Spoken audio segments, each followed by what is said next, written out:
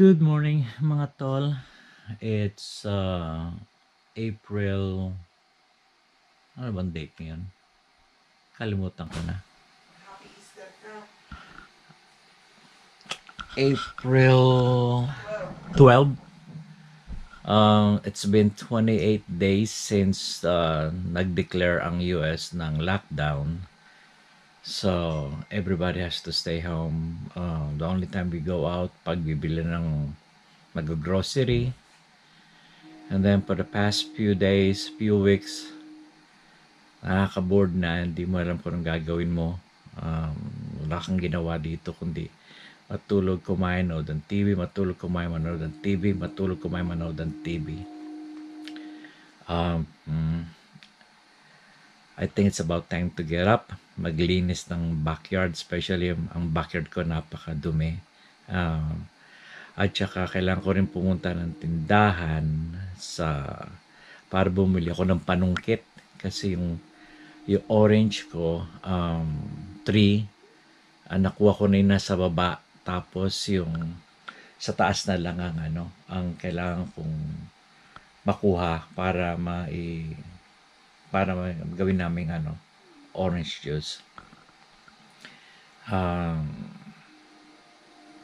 Nakaka-bored. Okay, tatayo muna ako and I'll see you guys later. Bye. Hi guys, I'm back. Kumusta na mga tol? So ito ang gagawin ko today. Tingin muna ako kung anong dapat gawin sa backyard. And this. And then yung ibon ko, kailangan buksan na yung tuwalya niya nakatakip. Hey Pete, hi Pat!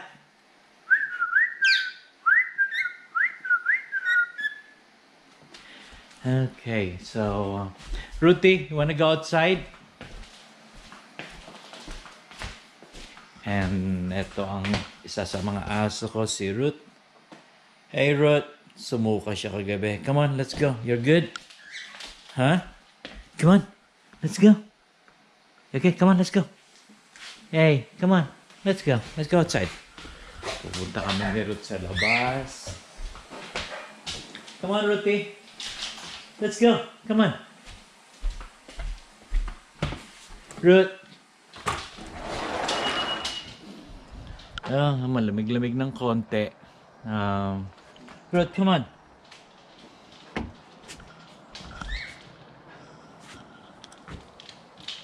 Nag-inat-inat pa. Come on, let's go. So, ito mga tol. Ito yung backyard ko. Sobrang dumi.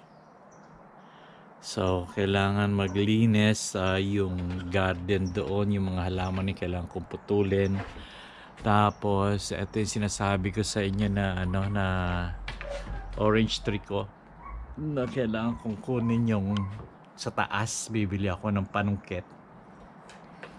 So, and then yung mga to, lamesa kailangan tanggalin dyan. Yun, kailangan itapon. Ito, itatapon din yan. So, ang gagawin ko, tatawag ako sa sa basurahan dito para pick upin nila. Kailangan kong ilagay sa labas ng bahay para ma-pick up nila. Libre yun kasi dito sa amin, every year, meron kang 2 times na tatawagan mo yung basurahan para pupunta dito, pick upin nilang libre. So, pero yung weekly na pick up nila, may bayad yon. Pero eto yung tinatawag na yearly bulk pick up. 2 times, pwede dalawang libre. So, yung mga to, yan yung mga yan. Tatapon ko na yung mga yan. So, sa storage, actually, meron pang mga ibang hindi ko na kailangan.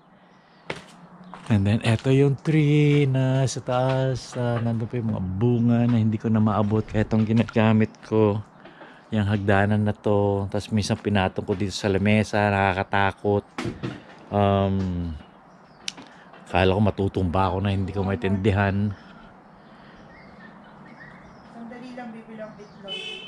Kita mo yung misis ko. Pupunta daw siya ng Walmart. Pupunta na bibili ng itlog. Sandali lang daw. Hindi makapag-antay.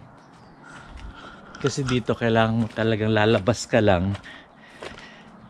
Punta sa mga tindahan kung talagang necessary lang. Para, alam mo na, di ba? Para ano ka rin. Kailangan mo maging wise sa paglabas ng bahay ngayon these days. Kasi sabi nga, hindi mo alam kung regarding about yung sa sakit-sakit na yan. So, tapos anyway, eto pa yung mga tatapong ko. Tapos to, sorry dumi talaga ng backyard ko, pero eto yung mga tatapong ko para malinis ko na tong pati din yung mga yan. So, then balik tayo sa loob ng bahay. Eto actually, hindi ko alam kung ano na yung loob ng mga to. So, kung ano na loob ng mga yan. So dito ito yung treadmill na dati ginagamit namin, ngayon tinakpang ko na lang, pero kailangan na rin itapon. So, and then ang weather dito ngayon, sabi nila it's gonna be sunny, pero hindi naman malamig, okay lang din. Pero hindi pa maaraw. So sana lumabas ang araw ngayon para at least we can do something else. 'Di ba? So magbibihis muna ako, maligo, magbibihis, tapos punta ako ng Home Depot and I'll keep you update. Okay? Bye mga tol. Hi mga tol. Pupunta tayo ng Home Depot, pero pupunta muna tayo sa Lucky Store. So we are ready. May gloves, and then meron kaming sanitizer dala, tapos merong disinfectant wipes, tapos ang wipes, ayun yung wipe ko, naka wipes. May suot na siyang pang cover sa ilong tsaka sa bibig. So let's go mga tol. Ba't naka-break ito?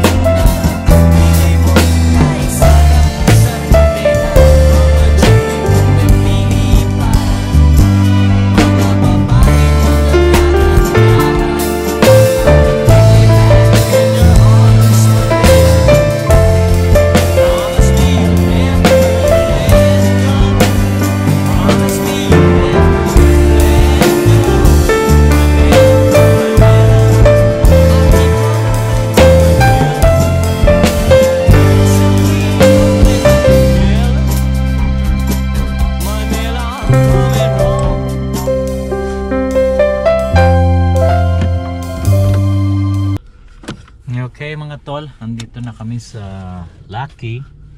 Diyan kami bibili ng itlog. So si Commander magma-macaroni salad. So meron na kami macaroni na yung shell, may mayonnaise na, may pineapple chunk. So carrots na lang o yung Pinoy cheese ang bibilhin. So kailangan ko muna magsuot ng mask. Andun yung mask mo.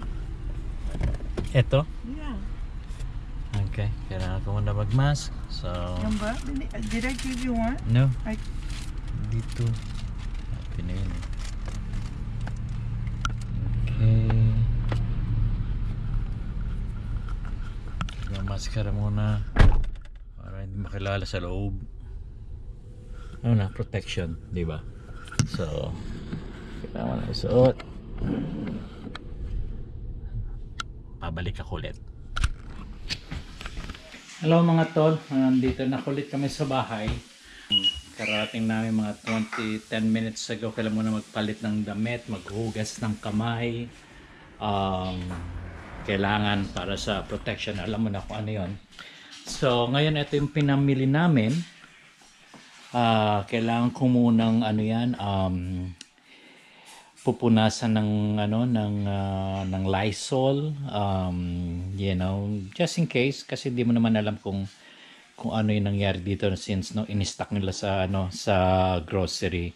So bumili kami ng Cheetos, which gusto ng mga anak ko, and then meron kaming biniling isang case na itlog andun sa baba.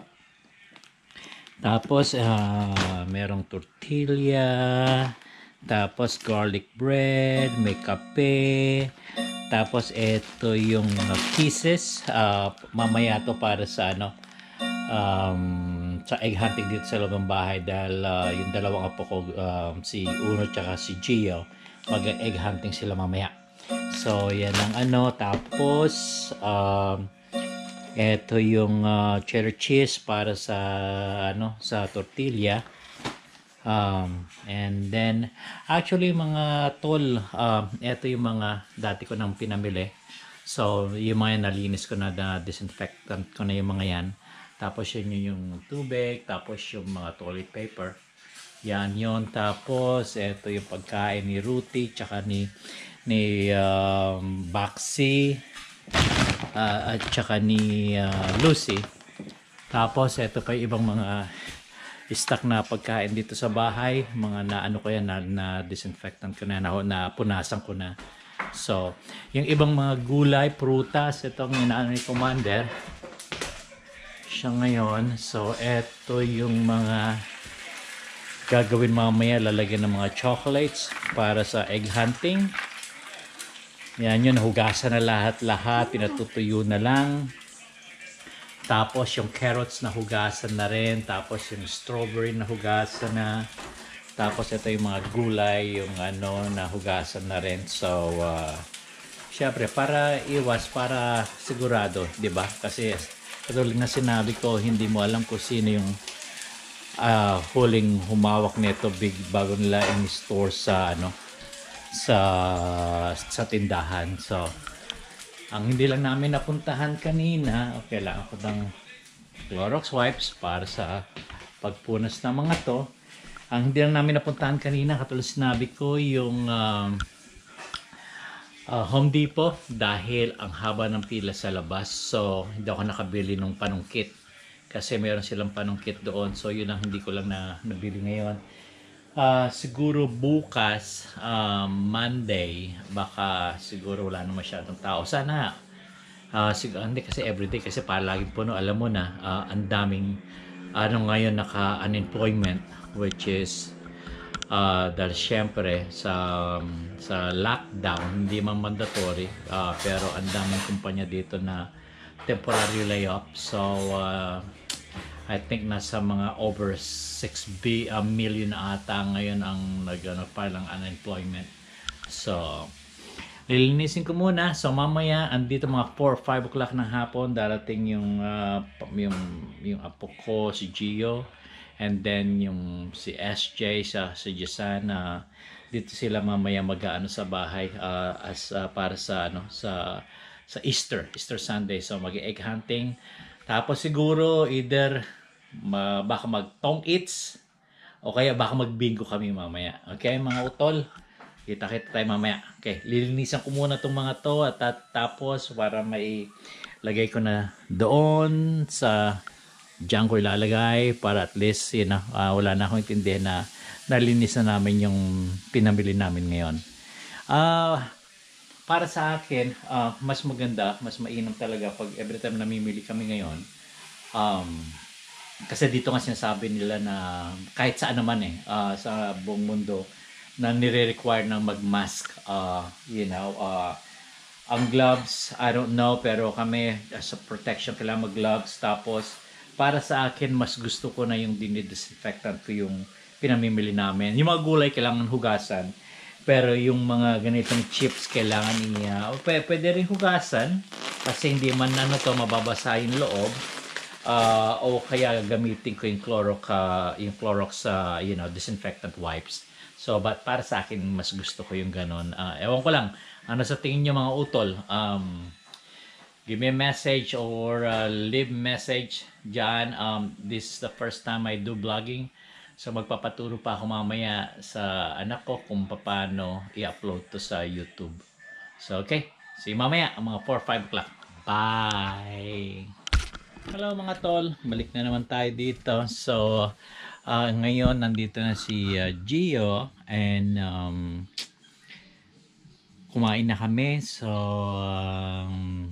I think mag-egg hunting ang mga bata. Si Gio lang tsaka si Uno. So, let's just go outside. Tingnan natin. Okay?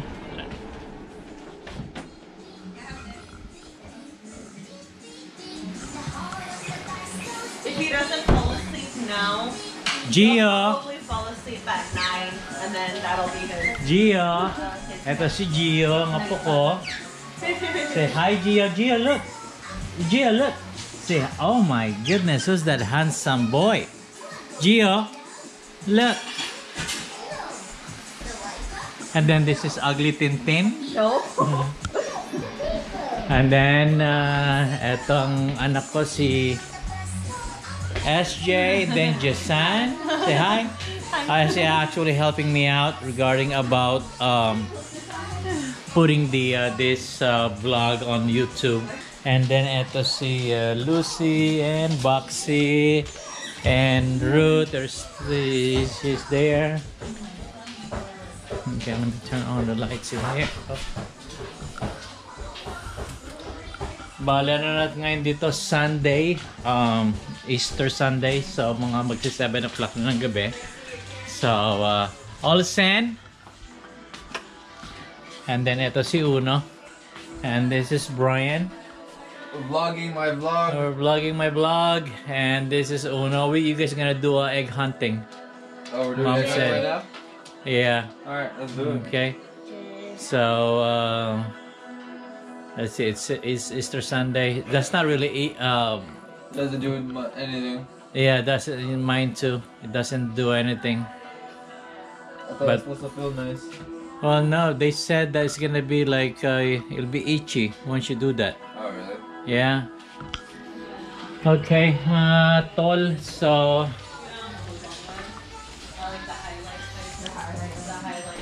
tapos na kaming kumain. Ito lang ang handa namin. Spaghetti. Tapos mayroong macaroni salad, yung binabili namin kanina. Tapos mayroong parang sa salad din para sa tacos. Tapos ha? Ceviche? Yeah. Oh, ceviche daw yan. Merong may mango, merong tomato, merong hipon. So parang kuha ka ng tortilla tapos i-dip mo dyan. So and then ito yung orange juice. Then apa ba dito? Wala na. Yun lang ang handa namin. Kami-kami lang ng mga anak ko. Tsaka ng dalawa kong apo. So let's see where Gio. Gio, are you sleepy now? Huh? Is Gio sleepy? You sleepy, dear? You're sleepy now, huh? Yeah. I think inaantok na si Gio. So bukas mga tol, gagawin ko etong babalik ako ng Home Depot para bibili ako ng panungkit para dito sa Orange na yan, para kasi hindi nga ako nakapunta kanina, di ba? Pumunta ako pero ang haba ng pila sa labas. So siguro mga 2 hours pa bago ka makapasok sa loob ng property sa loob mismo ng Home Depot. So ayokong gawin 'yon dahil 'di ba sinasabi nga natin na kailangan na you just go to the places na walang masyadong tao. So just to be aware. So bukas na lang mga tol. So Siguro mga alis ako dito mga bandang alas 7 ng umaga, alas 8 or before they open para ako unang-una doon bukas. Okay, and then mamaya maglalaro kami ng ano ng either Tong Its o kaya magbibingko kami. Babalik kami. Okay, bye.